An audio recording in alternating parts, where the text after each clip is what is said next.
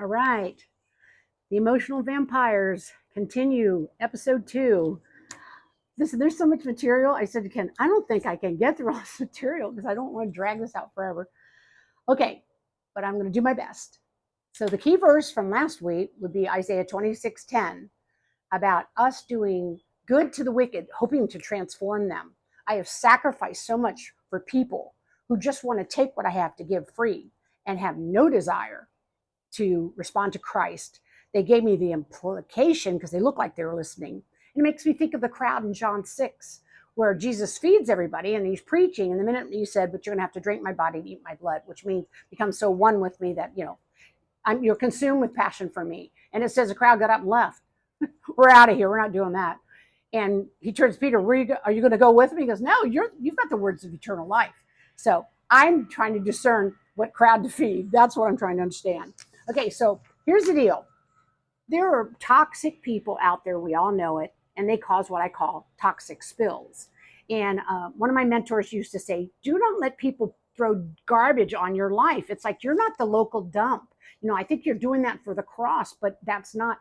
They only like you because they can dump their trash in your life and they can whine and complain and feel a little bit better. You're like their Prozac, but they're not drawing close to Christ. Note if they change. Note if they get in the Word. Note if they spend time in prayer. Note some initiation by them, not me always initiating. Now, some of you would say, well, you're just codependent. You're right. I've had a Messiah complex since I met Jesus 57 years ago. I've been trying to save everybody. And now I realize, okay, no, Lord, help me to disciple the undiscipled. Help me to discern when to head for the exit. Some of you are like, how do you know when you head to the exit? There's some clear renditions of when. And what's interesting is whenever you make a wise choice in relation to a fool, you actually sometimes feel bad about it because it doesn't feel very nice. But God's like, being wise doesn't always feel good, but it's always the right thing. And so sometimes you make a hard choice. They call it tough love. You feel kind of bad. You're not the one doing anything wrong. They were, but you feel bad because you can't stop them. We always think we can stop other people's choices. We are always trespassing into people's, it's called the barbed wire. You talk about the wire and the border. There's a wire around people's heart, barbed wire. And you try to get into their heart and change their heart and make them straighten out and make them see the way. All you do is get cut up. So whether you're getting bit, whether you got that's why we're all asleep, whether you're bit by a vampire, or you're bit, you're cut by barbed wire. We're trespassing in God's territory. So we have to be more discerning. And hopefully the more you hear this material, go, oh my goodness, I'm doing that. It's interesting because I always think about toxic spills. They put, how they'll put yellow tape around something like, don't go here, it's dangerous area. I think there's certain people we should put yellow tape around them. So when we see them, keep walking, keep walking. I can look back on my life at how many parties I've gone to where there's someone whining and crying in the corner. And the hostess will say, oh, Jackie, you come talk to her for a minute. And I go, not now, maybe later. And so it's so amazing. I even do this at conferences. There's always someone that wants your attention. Well, there's 250 women there, but one person's going to dominate all your attention. I don't let that happen anymore. I have learned. So anyways, you're like, wow, well, I don't face that. Well, good. The whole thing is this. Remember I said it's like something hypnotic with the needy vampires? Well, it really does come in the form of codependency. And people who are boundaryless, who don't have a greater yes, because you can't say no to someone unless you have a greater yes. Because you always have to go, okay, you want to be a good Christian? Okay, I'll do it. Can you be there? Can you loan me a little money? Can you help me? Could you? And knowing a greater yes, knowing why you're here, knowing your purpose, understanding your gifting, and that I'm not gifted for this, I'm not doing it. And people are like, oh, but I think you're the perfect one. Well, I'm so glad you think I'm the perfect one. That's just emotional blackmail. Don't fall for it. You know how people compliment you? I just know you're the one. Somebody was trying to talk me into something one day, and I looked at him, I thought, I didn't smirk, but I almost did. Because I'm like, do you not understand how old I am and how long I've been through all this? And I know who wants to use me and dispose of me, and those who want to hear the truth, and they will change, and then they'll go disciple other disciples, and it'll keep multiplying. The multiplication has subsided for a lot of people because they spend their time on people who are never going to change. They keep wasting their breath and their brain cells because they're dealing with fools. Remember how I told you could tell who a fool is? You told them something last week. You see him again, say, hey, were you able to look up that material? Did you read that thing I gave you? Were you able to look those verses up? Oh, you don't understand. I've got so much going on. Every excuse of avoidance to do what is right for their soul is a sign, oh my goodness, I'm with a fool. So hang with the wise who want to change. I always give everybody a chance at one lunch with me. And what happens during that lunch and what I discern determines whether I'll ever have another. Some of you are like, well, she never had lunch with me. Yeah. Well, I don't, because I got too many people, but I become more discerning. Like, she just wants to hang with me. There's some people just want to hang with me. I guess I'm their Prozac, or they think I'm funny. I don't know, but I'm not doing that anymore. I've also made the mistake of co-signing on people's lives. I'm paying for their irresponsibility, their poor plannings, my emergency. Those are vampires. They're sucking the life out of you. So that finally, when you're supposed to do something, you're like, I can't tonight. I'm so drained. I can't even, I can barely eat my dinner, because something drained them during the day. Now, all of us have to work hard. All of us have children. We have grandchildren. We have ministry. We have responsibilities, all of that. But in all those places are coming the enemy who has devices. It says in 2 Corinthians 2 that Satan has devices. And one of his number one things, Watchman Nee said it, the Chinese martyr, he said, one of the biggest mistakes in the church is we're trying to feed people who are not hungry.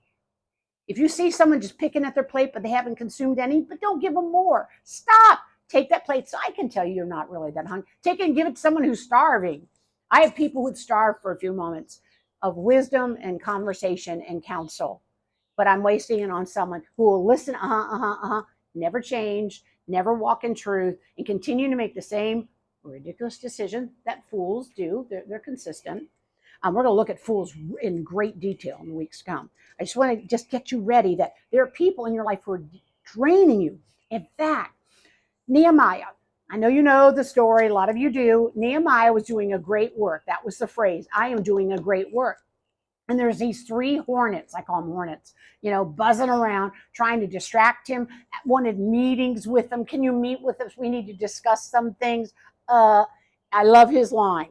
He said, I am engaged in a great work, so I can't come. Why should I stop working to come meet with you? So many people are engaged in great works that God is doing. So here comes the hornets. And the hornets, 3 of them, always show up to distract you from what you're doing for God.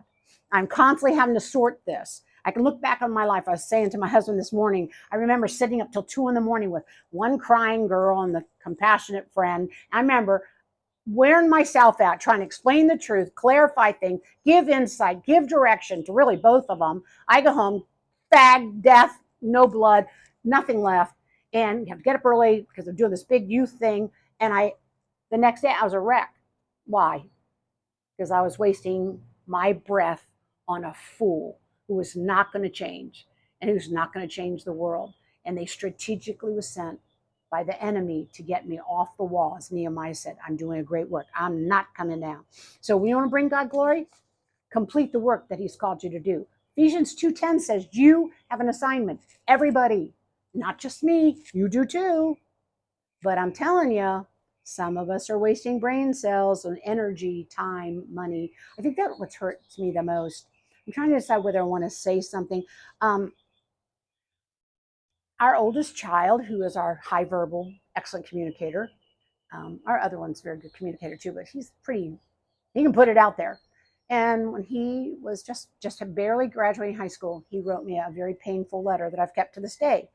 Now, some people would say, oh, that's so hurtful. How can you take it? I'm glad. It hurt deep enough that I can make some decisions. Because he had observed how certain people were constantly taking advantage of Ken, my husband and I, and it was killing him. And he would watch us and think, I know they love the Lord, and I know they think they're doing this for God, but I know that person is just using them. They're not changing. They don't care about God. They just care about our generosity that they're taking advantage of. So he just puts it out, types the whole thing up. Even I found it last summer and reread it, and I thought, oh, Lord Jesus, I know I have wasted so much of my life on people who do not love you, who I was hoping that by being with me and hearing me and me giving to them, giving them money and getting them food that they're going to finally come to Christ. Oh, well. I just want to be able to say that I brought God glory by finishing the work. And I want to be discerning about the people who are distracted me. The hornets, hornet comes, you kind of move. Don't get off the wall. Don't leave the work God's called you to do. Refuse. Hear the buzz? Keep slapping up that concrete and those big rocks. You want to be able to finish the work. Okay, now I have something so profound. We'll get into the swine herd next time, but I want to talk to you about a moment that was so sobering to me that I thought, Jesus, you are my example. You are my example for my future. I want to follow what he did. At the Last Supper, I can hardly read this, I'm going to start crying. At the Last Supper, when he mentioned he's going to be betrayed, they're like, what? Who is it? And then it says, when Judas finally, it says, and as soon as Judas took the bread and dipped it in the, where they're dipping it, it says, Satan entered into him. So Jesus told him at that moment, you can look it up, John 13:27. It says, he turned to him and says, what you are about to do, go and do it now quickly. Now you're like, oh my goodness, you just sent him to sell you out and you're going to get, wait, something more profound in this moment. He sent away the emotional vampire. Get ready. Why?